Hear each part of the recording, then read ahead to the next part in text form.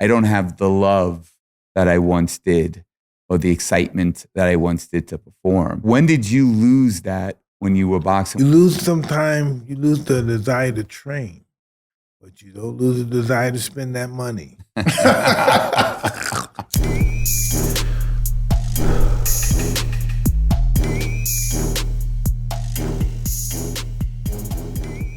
Hello, everybody. This is another episode of Hotboxin. I'm Mike Tyson. I'm Sebastian Joseph Day, and we have the awesome Criss Angel in the building. What's up? What's up? Harry Houdini himself. What's up, man? How you doing, brother? I love you, man. Ditto, love you too. It's been so long, our relationship. You know, so many years that we've had this relationship that started at LAX. You remember that? Yes. Back in the day. Then I told my kids about you, and then my kids are crazy about you. Yeah. And my nephews come to the show all the time. You bring your family, come to my house. And it's really an honor to be friends with somebody who is not only a legend, but is a wonderful human being. People don't really understand that side of you. I feel like I'm interviewing you now. But you have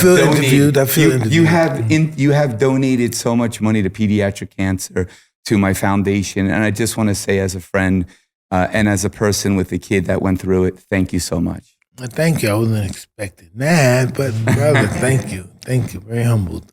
So you guys met at LAX. Can you elaborate on that story? How'd that go about? Yeah, I used to, that was in the Mindfreak days. And I used to go out a lot. I used to party a lot and would run into Mike and we would hang out. And I am the master of party ceremonies. Yeah, Mike would always have my back. I remember an incident that happened. I don't know if you remember. This guy kept on coming up and saying he was your cousin and he was giving me all sorts of shit and stuff. And then you said to basically stay away from that. I won't use the word. Hey, listen, I forget, guys. People need to be in check sometimes, so it's all good. Yeah.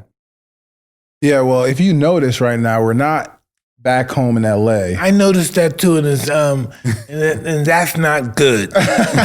We're here at Blue Wire Studios in Las Vegas. So, Criss, how did your career begin? Well, I got tricked into it, actually. On my Aunt Stella, she showed me a trick when I was 6 years old. I became obsessed with it. I started performing in bars when I was 13, 14. I was riding my bicycle to the bars and performing, and then I just started doing it and had big dreams, and I just was relentless. Put the sweat equity in, had the passion, the perseverance, just like yourself. Anybody who wants greatness has to put in that relentless effort and never give up. And It took me 18 years to become an overnight success. You also have to expect disappointment.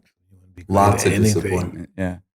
But when it doesn't happen, it's not meant to be. You kind of got to roll with it and, pivot, and you can have a plan, but that plan can change. And, it's about never giving up, man. You gotta believe in it. And you gotta, for me, I never went to college. I was on the short bus in school, came from very humble beginnings, had these big dreams and didn't know how I was going to achieve them, but, had to figure it out, had to be like a ninja and get through whatever I had to overcome in order to accomplish it. Yeah, that's amazing. If I read correctly, your first paid appearance was at the age of 12, is that correct? Yeah, I was performing at birthday parties, doing magic. Wow. You got to do what you got to do. No. You got to start where you got to start, and then you evolve and transform. And now, being at Planet Hollywood with the #1 best-selling show in Vegas, not magic show, I'm talking show. Yeah. It's been crazy. I've been here since 2005 with the TV show Mindfreak, and then I opened up a show 2008. So I'm still here doing, thousands upon thousands of shows, and it's been awesome. I love that show, by the way, growing up. How about you, Mike? Listen, it was awesome, especially when always the pigeons come out and go back to. I always loved that part. They come out, they fly all the way around, and they go back. Yeah, he's talking about my live show. In the live show, I have pigeons, which we know Mike has an affinity to, and the pigeons literally appear on the stage and then fly out over the audience. Then come back. And then sometimes people, but we don't charge extra for that. That's good luck. That is good luck. That is good luck. For sure. How are the pigeons? My pigeons are awesome. Yeah. Pretty awesome. What you do with them is really remarkable because he takes his pigeons and they like race them, and they can have these pigeons go and like to a specific spot, and it's just crazy. I trained my pigeons to go from the stage to a specific spot in the back of the house, but that's inside a building. When he does his things, these pigeons, how far do they travel? Oh man, they can go up to 1,000 miles. Wow. How long does it take to train them, Mike? Homing pigeons, you train them when they hatched out of their eggs. Wow, that young? How many do you lose along the way when you let them go? How many, like if you let 10 go, how many come back? Well, you could lose a big percentage. Sometimes 4 come back, sometimes 5 come back, sometimes 2 come back. It depends on the ferocity of the predator. Sometimes they get lost. Sometimes. Right.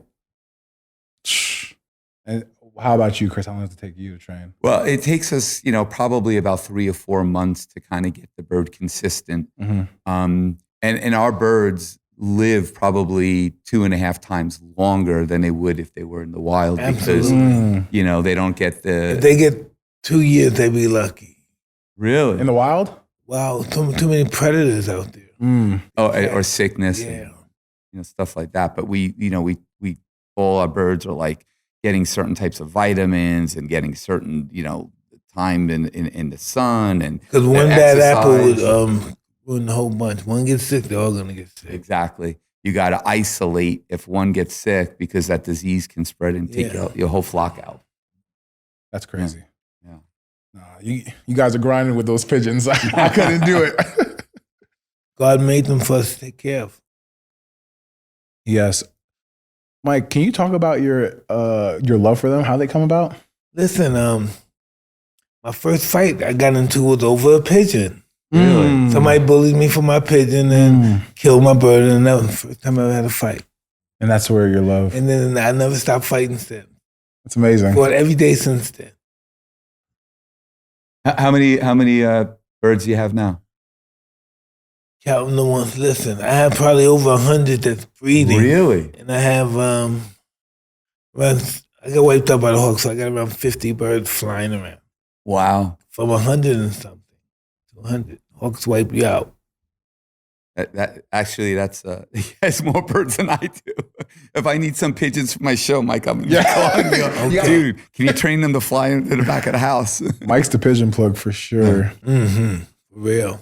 So, Criss, I want to talk about your successful TV show and now pivoting to your successful live show. How did that come about in Vegas, the live show? Well, it was just a natural progression, You can only make so much money on TV. You can only create such an experience on TV, but to do it live gives people that immersive, interactive opportunity. Because a lot of people, see my stuff on television, are like, oh, that's bullshit. It's trick photography. It's a crane holding him or these crazy things that they come up with. And then they come see it live and they see me like you saw me flying around, levitating. They see me vanishing and appearing in the audience and doing these crazy things in this immersive experience, where we have a guy that goes on fire and, a tornado in the show, which you haven't seen, that's new. No. But a lot of just things that you could never experience when you watch it on TV. You gotta be there in person. And Planet Hollywood gave me the perfect platform to do Mindfreak. And, we do it pretty much every day, Wednesday through Sunday at 7:00. And it goes down and people really are just blown away by it. It's like a concert. People are standing and screaming and happening around them, behind them, over their head. It's definitely a unique experience. You should get a cartoon. You know what I mean? You want to hear something funny? What? There is a cartoon in the beginning of that of my show because there was I think you had a cartoon, right? Yes. And in your cartoon, you punched my cartoon in the face. So we snipped that out and showed that cartoon of Mike Tyson beating my ass. Yeah, let's watch this cartoon. The cartoon got pulled up. Oh, okay. Mike Oh no. Where's the Emerald Owl at? Wait, why don't you ask him? Isn't he a magician? No way, he doesn't do magic, he does illusions. Like I got your nose or something. It's okay, Mark, it's okay. I don't have your nose. It's just my thumb tip. It's an illusion. Yeah, I wasn't worried. It's just a mean thing to do to kids, okay? Michael! Where are you going? See? Let's just make sure that doesn't happen in real life. That is crazy. Oh, there's your pigeon. You're I protecting told him. him he could sleep with mine. I think I saw a movie about that one time. It starred Paul Newman. Wait a minute, you're divorced. I told him young he was my wife. What? Heck, she's 18. She needs the experience.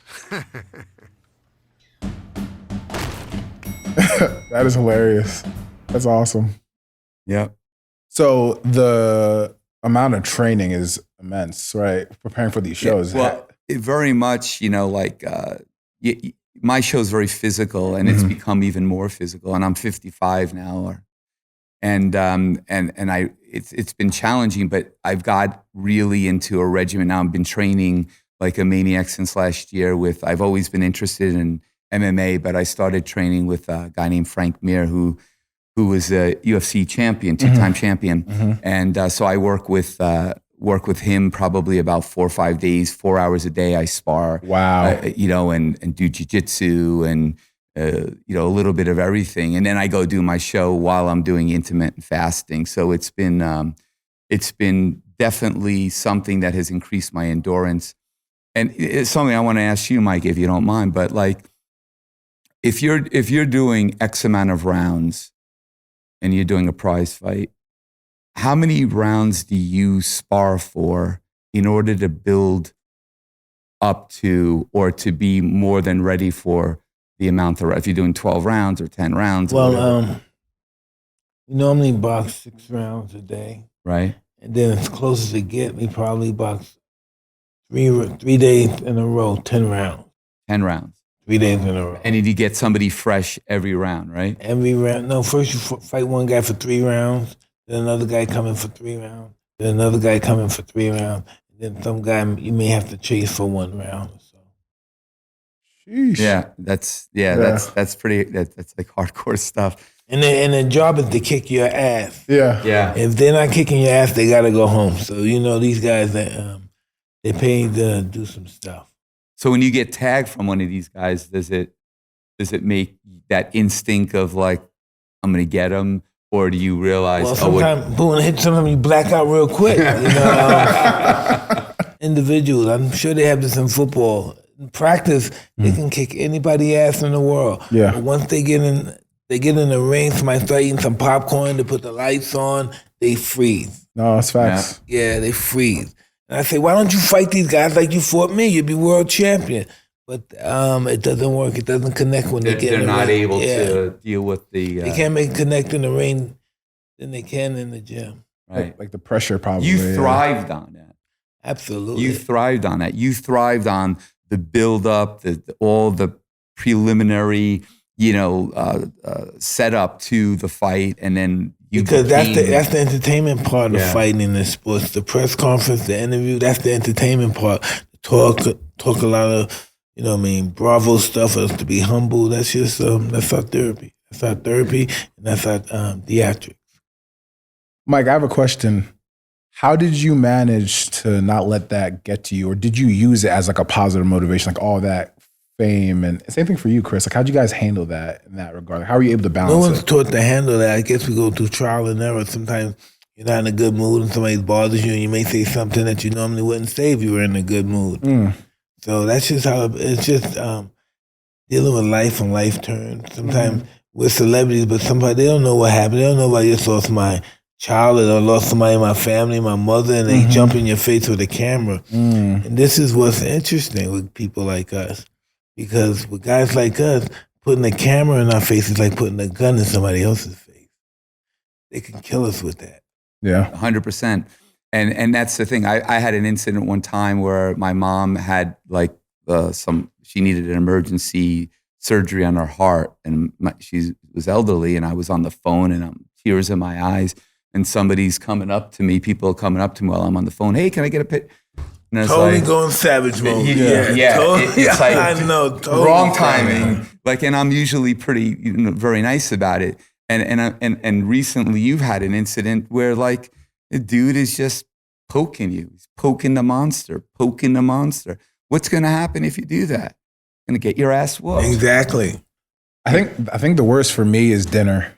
Like when you're eating dinner with like family or someone. Yeah, and you have spaghetti coming out of your then- mouth. then Like, I don't mean to bother you. I'm like, bro, I'm with my I don't family. mean to bother I'm you. eating. But like, can I get a picture? Every time I'm getting ready to go to the bathroom, like, can I get I say, hey, I'm getting ready to take a shit. Okay, can I take a shit. Oh God, I take a shit. Every time I'm at the piss stall, and another guy in the store, and he starts talking. I say, hey, let's chill out, okay, man? We're right here fucking pissing. Like, hey, man, Mike Tyson, how you doing? Like, oh, man, I'm a fat Mike Tyson. Chill the fuck out, okay? If I turn around and piss on you.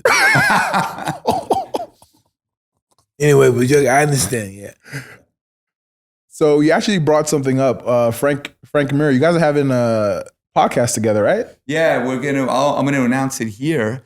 It's Talking Junkies, That's gonna be so funny. and it's myself, it's Frank Mir, Rampage Jackson. Oh, it's gonna be crazy. Wow. Right? Rampage It's Jackson. gonna be crazy. And then we He talks so much shit. Man. we have a comedian too, Mike Hammer, that's going to be doing it. So it's going to be off the hook. And I wanted to ask you, Mike, because we've known each other for a million years, and not to put you on the spot, but to put you on the spot, would you be the first guest? Fuck yeah. Awesome. Thank you, man. All day, every day, brother. Thank you. All right. Well, you heard it. We'll have to get a studio that you can smoke in. Yeah. Thank you very much for being So considerate. they're gonna start putting ventilation. I can't believe my people. I can't believe my people we're did done. it. Exactly. So fatherhood, marriage, how's that? How's the other life going, the outside life? Yeah, listen, the most important thing in my life is my kid, Johnny Christopher, went through, pediatric cancer. He got diagnosed when he was 20 months old, went through it for 3 years, was in remission for about a year. You came to that party at my house with your kid and Kiki. And then less than a year, he had a relapse. And then we went through this another 2 years. And thank God he just last February rang the remission bell. Wow. And he's been really doing good. And he's a Congratulations. big boy. Yeah, Congratulations, thank you man. so That's- much. So now it's about these other kids that are suffering. One child every 2 minutes is diagnosed with pediatric cancer. Doesn't matter if you're black, brown, white, rich, poor, famous or not. It can affect everybody. So my goal is to try to raise awareness and dollars and try to help these kids that don't have a voice. Yeah, that is amazing. That is amazing. Yeah, and Mike has been such a great partner in that, and people don't see that side of him. They think of Mike Tyson. Those are the sides they're not supposed to see. That I understand that, but your heart is something so wonderful, and you and Kiki are just the nicest, most charitable people, and I'll say it for you. You don't have to say it. You don't know Mike. If you don't know him, you don't really know him, because he has a side of him that is very different than beating the ass of somebody. It's beating the ass of these diseases that really inflict our children.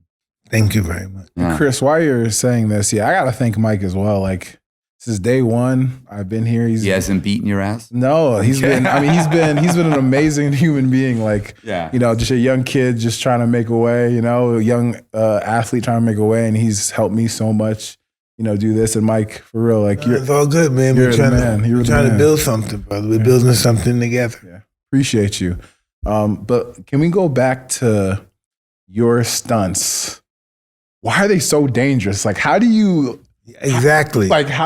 come up with this stuff? Well, I just, when you go in the ring, it's, you're going in the ring, you could die, right? You could have permanent damage, But I don't think about that if I was a magician. Well, but for me, I'm going to do things that are going to be things that you're never going to see anybody else do. So, in my show, I'm, levitating 20, 30 feet in the air. I pick somebody up and fly away with them. I've literally fallen and hit the ground, got up and continued. Shit happens. And so when I did Mindfreak and the other shows, I would do things like hang from fish hooks because I really believe that the mind is so strong. You know, this is so strong. You know, you visualize things, but when the mind, body, and spirit works together, anything is possible. And I wanted to test myself. So I hung by 4 fish hooks without any painkillers, not on anything. I hung from a helicopter, you know, flew over the Valley of Fire. Then I hung for 6 hours, broke a record. I try to put myself in situations that would blur the line between a magic trick and reality and let people be inspired and see that, you know, the human mind, the human body is capable of much more than what we think it is. And then when you get punched in, you know, people don't understand. When you get punched in the face, there's a big fear of being punched in the face. But when you're punched in the face and you continuously get, you know, punched, you start becoming used to what that feeling is and how to avoid the punch in the face.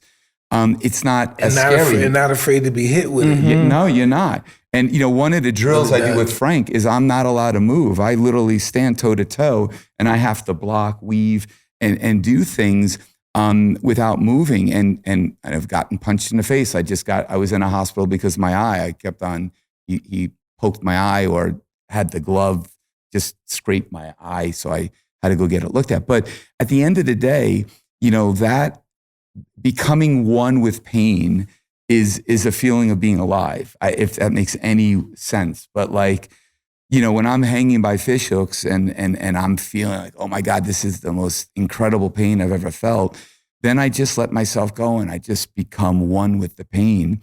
And it doesn't have the same effect, you know? So for me, it's the same thing if you get punched in the face, you know, unless you get knocked out. But if you get punched in the face a few times, you realize that the anticipation of getting punched in the face is a lot more than actually getting punched. Getting punched in the face. That's the same way with pressure. Pressure is not being a guy all on you throwing a lot of punches. Pressure is not being hit. Pressure is the thought of being hit. Yep. Exactly. The pressure is worse than the actual occurrence. Oh yeah, no, Big definitely. time. No, big time. It makes perfect sense because I think about it, like in football, when I'm taking those double teams, like those 600 pounds on me, like I don't even think about it. Like it's not even come to my mind, but people always ask, like, how do you do that? I'm like, I don't know. I just do it. Like It's becomes crazy. part of your life. It becomes part of your life. Like it becomes normal. And yeah. it's crazy with football and stuff like, you know, the athletes today, you know, compared to like, you know, 10, 20, 30 years ago, have become beasts and they're able to so agile and they're so athletic and, you know, they're able to do things that, you know, the evolution of the sport and boxing and UFC, you know, mixed martial arts stuff. It's really crazy to think like, you know, dudes are 250, 300 pounds running around like, you know, they're not 300 pounds. Yeah, it is crazy, honestly. I look at myself like, or I weigh on the scale sometimes like, man, I really am 300 pounds. It's crazy. No, I'm 300. Yeah. So it's like, and it's funny because people always tell me like, oh, you don't look like it. Like, how much do you weigh? Like, it's crazy because regular fans don't really know. They look at you, they're like, what position do you play? Linebacker? And I'm like, no, I'm 300 pounds. I'm like, you're 300 pounds. But there's something we call in boxing, good weight and bad weight. You know? Yeah, true. Very true. So. Yeah, it's incredible because you train. I watch videos all the time. How often are you still training? Yeah, I train. I was training every day, but then next thing you know, when you train every day, like then you get hurt. Then it takes a week or 2 off. So I train pretty much. When I'm training, I train pretty much every day, but I cut it back down to like 4 times a week. And how long do you train for? I may do some rowing. What? 400 rows. I might slam the ball 200 times, 5 sets of 20, or 10 sets of 20. And then I go on the treadmill for probably an hour. Wow. And you're in your 50s. You're about the same age, right? What are you? Yeah, 56. All right. So you got 6 months on me probably. So do you find that now, like for me, I have to do a lot more stretching? Yes, I was stretching everything. It just doesn't mend well. Yes, it takes longer. You have to get massage. Loosen up all your joints and bones. You don't just pop, snap right away. Yeah. Comes with age. Before you spar and all that stuff, you probably have a routine. Well, I used obviously. to hit the bag before I go train. Also, I jump rope. But then I started just going in there, working out in the sparring session, warming up. Yeah, Yeah. I stretch all the time. I have to. Yeah, I mean, I need to. It's legit. If I don't, it's a wrap. And it's crazy. The older I get, because I just turned 28. Yeah, you could be our kid. Yeah, I just turned 28, and you still feel it though. Like your body, like it's crazy how much the body does change. Like things I was able to do when I first entered the NFL. So now I gotta like take a little more time to warm up. I make sure I'm really stretching. I gotta make sure my diet's clean. And be careful what you eat too. Yeah, careful what you eat, like because all that kind of catches up to you. So yeah, definitely stretching. So for you in your diet, like do you just eat like 6 meals a day? No, actually, it's really funny. You said it. I intermittent fast as well. Okay, so you eat one meal? I do. Or like a 6 hour period? 6 hour period. Okay. So I try to stop eating at 8, and then I don't eat till 12. Gotcha. And the next following day. Yeah. Have you ever tried that? And stop eating, period. So Criss, I remember reading something about your parents supporting you when you were a child, but then when it came to college, they kind of had a change of heart. You want to talk about that? Well, yeah, they wanted me to go to college. They had a plan for me, and I kind of had a plan for myself. But my parents are supportive. You know, my attitude was like, Dad, Mom, if I'm not a millionaire by the time I'm 18, then I go to college. Well, 18 came around, never was a millionaire. Then 18 years came around, still wasn't a millionaire. I didn't make it till I was like 36, 37 years old. Wow. You didn't lose your good dream, though. I never lost it. You know, I was relentless. And that's really a testament to people that are listening or watching. You know, like if you have something in your head, life is so fragile. We don't know how long we're going to be here. So you got to make the most of every moment. And you can never give up on what you believe, as long as what you want is somewhat realistic. You know what I mean? I like that. You can't, you know, I can't think to myself at 55, I want to be a boxing champion. It's just never going to happen. You know, I could do it as a hobby, but it's never going to happen. No, that's real. I appreciate that advice. I appreciate that because that's real. Yeah, your dreams have to follow suit of what you're doing, the work that you put in each and every day. And that's amazing. That is an amazing testament to you, man, and your perseverance. Right, Mike? No doubt about it. Crazy. That's grinding away. Well, you know, I was told education was for people who failed on everything else in life. They can always fall back on that. And when you fail on everything else, though, let's go back to this college degree. Yeah. And nowadays, I don't know, like the world is so different, right? It is. Do you, like, unless you want to be a doctor or a brain surgeon, a lawyer or something like that, but, you know, like, why go to school for liberal arts, you know, when you can go in the trenches and actually do it. And that for me is, you know, what I like my kids, like, I'm not going to like it, depending upon what they want to do in their life, I'm not going to push them to anything, but depending upon what it is, that will determine whether they have to go to college or not. Like, you know, because it's a trade-off. If I went to college to have that type of education, which is helpful, absolutely, I would have lost time and you would have lost time. Holy moon. I wasn't interested in what they were teaching me in school. Yeah. I want to go. You wanted to train. You wanted to I want box. to be a fighter, yeah. Nothing else. I sit down, look at the window. One day I'll be champ. But you were able to improve your grades so that you can go and start working at the gym. I did really good. Yeah, you went from one, I think it was, what was it, reading or something like that, and then you jumped to like seventh grade. Yeah, that was when I was in a detention center. Yeah, but once I got in Catskill, I was a teenager, was going to regular high school. It sucked. You know, it was just. I was the biggest kid in the school. I felt like Mighty Joe Young. And why the kids bust your chops? Oh, hell yeah. Call me Mighty Joe Young. The gorilla that mighty Joe. Yeah, of course. But you man. didn't look at that as like a good thing. Like you have an advantage of over everybody. No, I just kicked their ass. That's what I mean. Yeah. Just kicked their ass. Do you still? When I first came to school, they thought I was a new teacher. Really? were you one of those kids that like developed early that you had like the mustache? No, I had no face shape. I was Just big. Okay. I was 13. I'm big, 200 pounds. Do you still have that same passion for fighting as you did as a boy? No way. No, right? No way. No. Fighting for people who have nothing else to do in life. If you can't do nothing else in life, you go to boxing or becoming a criminal. One or the other. Now everybody fights now. You know, everybody, college graduates become fighters. What do you think of that? I think that's beautiful. I mean, you can't stigmatize the two of them. They're both the same. If you're a good student, most likely you'll be a good fighter. Yeah, because it takes discipline. Because it takes pressure, handling pressure, taking all these tests, that's pressure, like just like a fight. And so people who are prolific in school are normally prolific in life and in sports. That's why the quarterback is the main guy. He's used to taking those tests, going through that pressure. So he handles the pressure of the guys approaching him.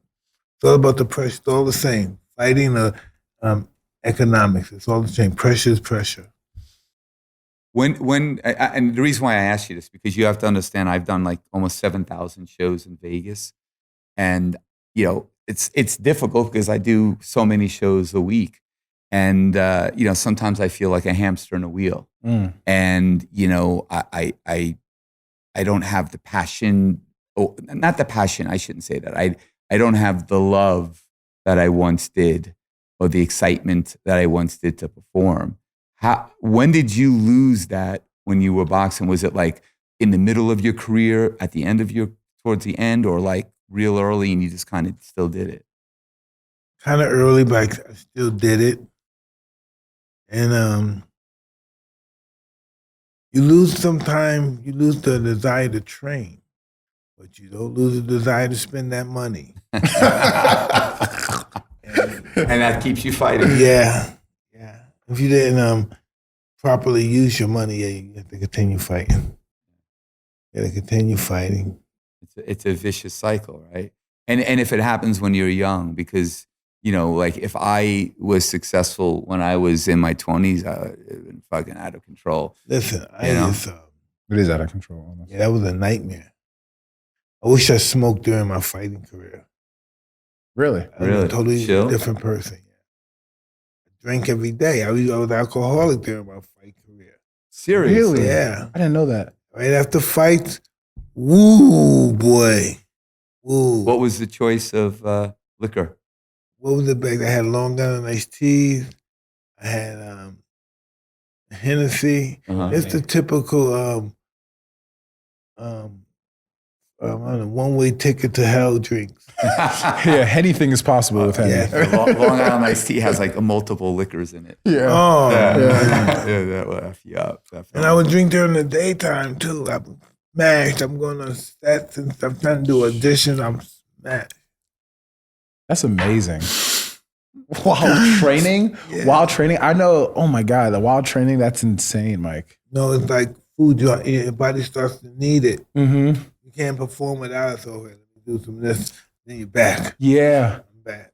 Well, probably the training sessions probably helped you because then you were able to you sweat it all out. So like it kind of like always like brought you back. Because drinking gives you that same, once you start to sweat, it gives you that same adrenaline that's fighting in sports. When you start drinking, you start shaking and boom, you get focused. Mm-hmm.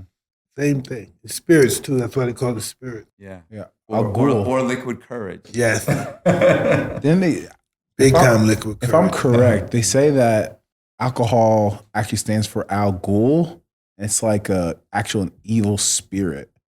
Like when you so it actually means it brings it out of you. But then again, there's people that are assholes. And once they start drinking, they're the best people in the world. It is. No, yeah. Sure. Some people, when they're not drinking, they make me sick to my nerves. They're nasty, they're mean, they're inconsiderate about people's feelings. I ain't say, well, let's get drunk. I just drink. Yeah, Some people are better drunks than they are human beings when they're not drinking. it's true. Well, Criss, we have gifts for you. Big time gifts. Big time gifts. Oh, So, brother Criss, I'm getting into the apparel business. They call No, it. I saw that. That's really exciting. I said the right word. God damn. I love it. So this is one of my gifts for my apparel. Oh, let me open this. That's awesome, man. Thank you so much. Swag. New Look at shirt. this. Look at this. Look at this. Just made the market. That's tough. And I know that you have hats too that you've been signing. You've been signing these hats, right? And we also Look got at this. That's tough. Oh, that's awesome. It's tough. Love this. Oh, brother, we also got some good stuff for you right here. Watermelon.